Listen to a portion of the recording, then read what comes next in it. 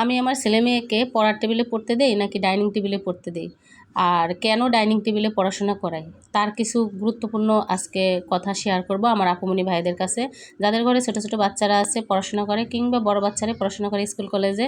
আশা করি সবাই জানেন, তারপরও আমি আমার অভিজ্ঞতা শেয়ার করি।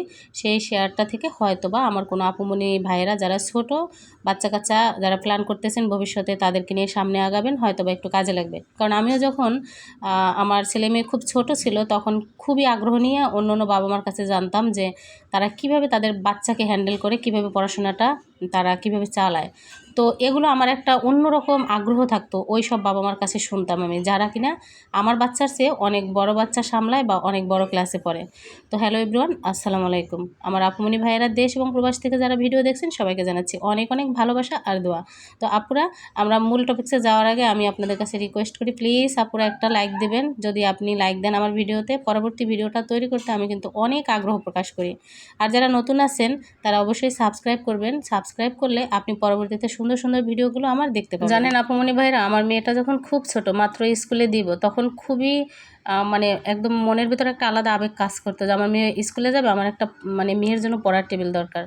সেই আবেগগুলোর কথা, সেই চিন্তা করলে এখনও কিন্তু আমি ভাবি যে আগের চিন্তা এখনের চিন্তা কতটা পার্থক্য। এখন কি চিন্তা করি, আমার সন্তান আলাদা পড়ার টেবিল আছে কি না এটা কিন্তু আমি ভাবি না। এই আমার সবচেয়ে বড় বিষয় নয় যে হ্যাঁ আমার মেয়ের পড়ার টেবিল আছে কিনা, আমার কাছে সবচেয়ে বড় বিষয় হয়েছে যে ওরা মন দিয়ে পড়ে কিনা, নিয়মিত পড়ছে কিনা, আমি ওদের পড়াশোনার খবর রাখতে পারতেছি কিনা। অনেক সময় দেখবেন অনেকে যে আমি ডাইনিং টেবিলে মেয়েকে পড়তে বসাই, ছেলে মেয়েকে, বা আমার আশেপাশে যারা আছে এসে দেখে যে ভাবি পড়ার টেবিল বাদ দিয়ে ডাইনিংয়ে কেন। তো তাদেরকে আমি একটা প্রশ্নের উত্তর দেই, সেটা হচ্ছে যে পড়ার টেবিলটা খুবই ছোট, ওখানে আসলে আলাদা রুমে যখন পড়াশোনা করবে তখন আমার কিন্তু বারবার গিয়ে দেখার সুযোগ থাকে না। আর আপনারা খেয়াল করবেন, আপনার ছেলে মেয়ে যখন বড় হবে, আপনি যখন আলাদা ঘরে বই পড়বে, তখন আপনি যখন বারবার তার রুমে যাবেন, সে চিন্তা করবে মা হচ্ছে গোয়েন্দাগিরি করে, মা আমাকে খবরদারি করে, অথবা মা আমাকে বিশ্বাস করে না যে আমি বই পড়ছি কিনা। তার ভিতরে অন্যরকম একটা চিন্তা ভাবনা তৈরি হয়। কিন্তু আপনি যদি ডাইনিং টেবিলে আগে থেকেই তাকে সেট করে দেন যে এখানে বড় স্পেস, সবচেয়ে সুবিধাগুলো তাকে দেন, যে টেবিলটা আপনি গুছিয়ে সুন্দর করে ক্লিন করে ওর পড়ার জন্য উপযুক্ত করেন, যখন খাবার দাবার খাবেন তারপর যদি সরিয়ে ফেলেন যে হ্যাঁ এবার তুমি পড়ো, কারণ হচ্ছে আপনি অনেকগুলো বই খাতা সেখানে বাচ্চারা রাখতে পারবে, খোলামেলা থাকবে। পাশাপাশি সবচেয়ে বড় বেনিফিট হচ্ছে আমি যখন রান্না করি, রান্নাঘরের পাশেই তো ডাইনিং টেবিল, তাই না?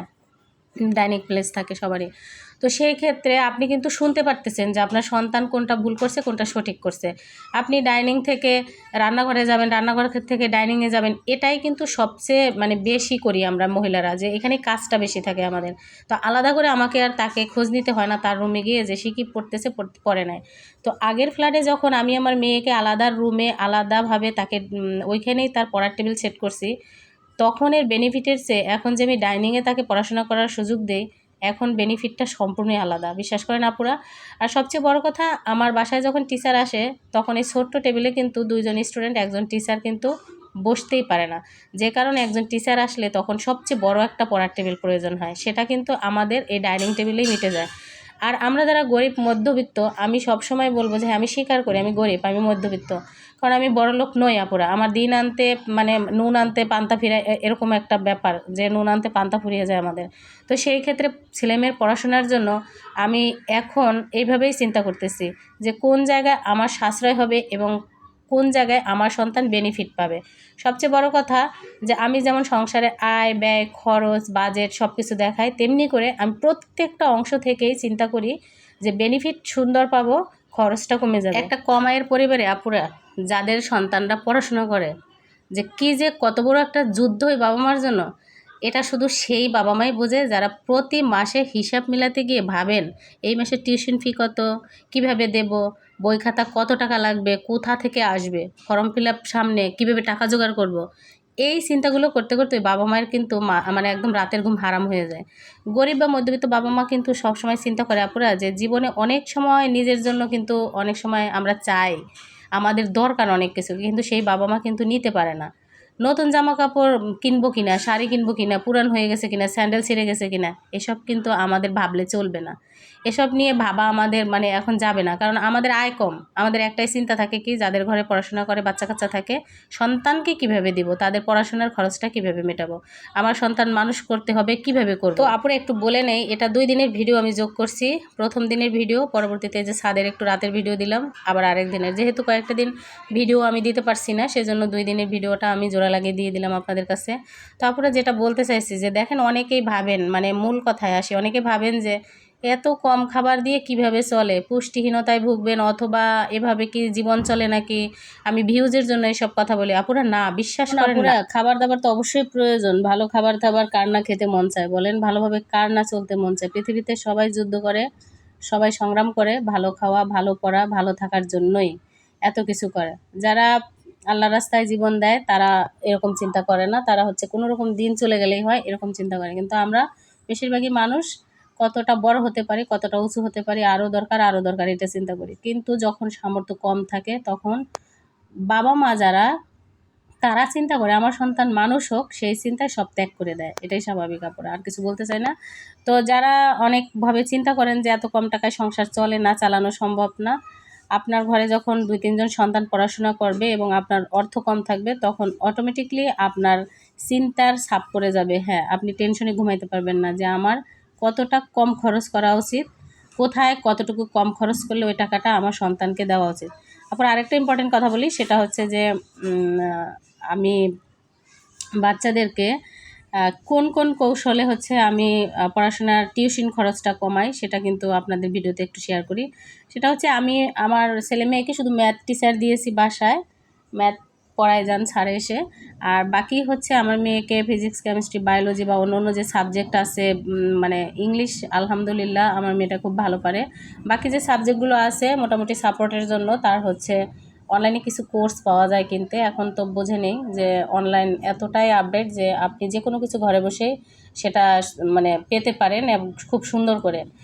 কোচিং কিংবা টিউশনি বারবার এখানে সেখানে ছোটাছুটি করে যে সময় নষ্ট হয়, সেই সময় নষ্ট না করে অনলাইনে যে কোর্সগুলো পাওয়া যায়, অনেক সুন্দর সুন্দর টিচাররা, সুন্দর সুন্দর মানে কি বলবো, ভাষায় প্রকাশের মতো না। আমি যদি ক্লাসগুলো না করতাম আমার মেয়ের সাথে, আমি বুঝতেই পারতাম না।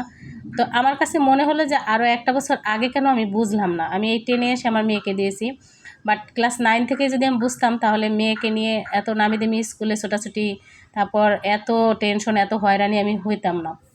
তো যাই হোক, আলহামদুলিল্লাহ এখনও যেহেতু সময় আছে, সুযোগ আছে। আর ইদানিং শুনলাম যে খবরে গতকাল পরীক্ষা আরও 2 মাস পিছিয়ে গেছে। জানুয়ারিতে হওয়ার কথা ছিল, সেখানে আরও 2 মাস পরে হবে।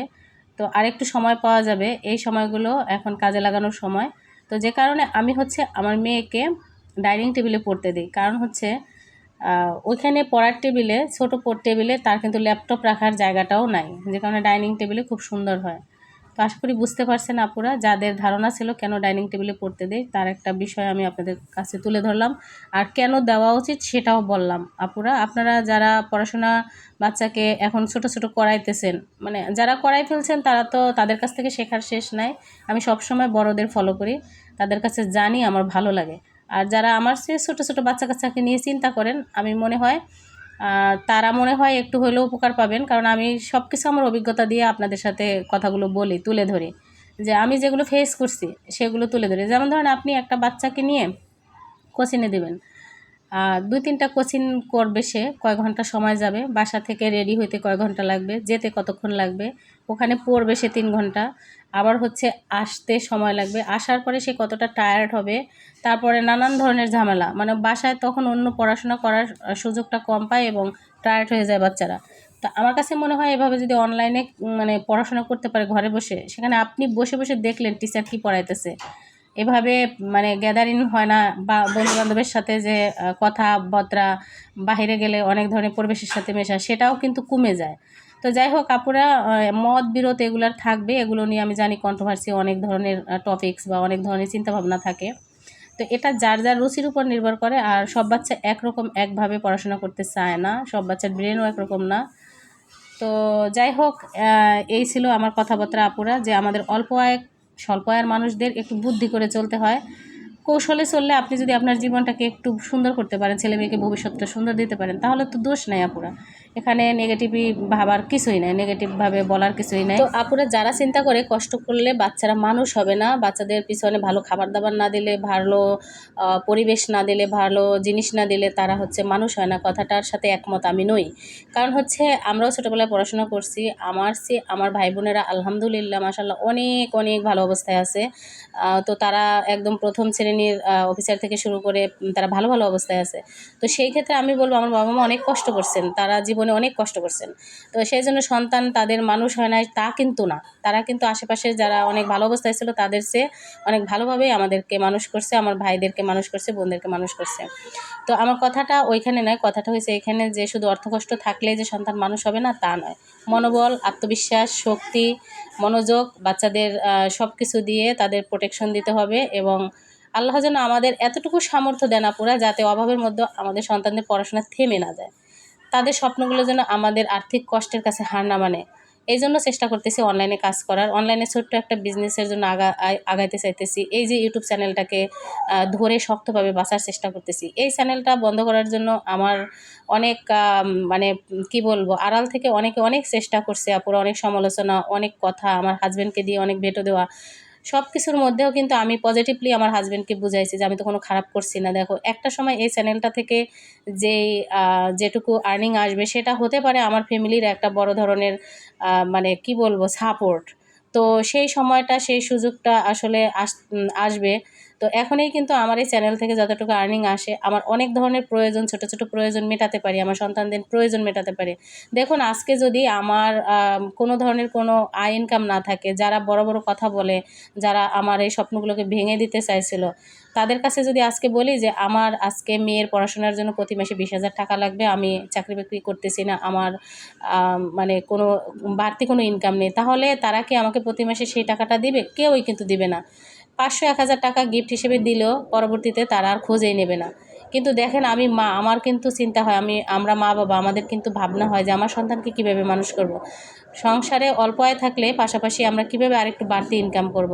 তো এখন অনলাইনের যুগ, ডিজিটাল যুগ, সবাই চিন্তা করে যে এখান থেকে কিছু হলেও যেন সবাই ইনকাম করতে পারে যারা এখানে এই লাইনে কাজ করে। যাই হোক আপুরা, অনেক কথা আছে, অনেক ব্যথা আছে, অনেক গল্প আছে যেগুলো বলা যায় না, যেগুলো শেয়ার করা যায় না।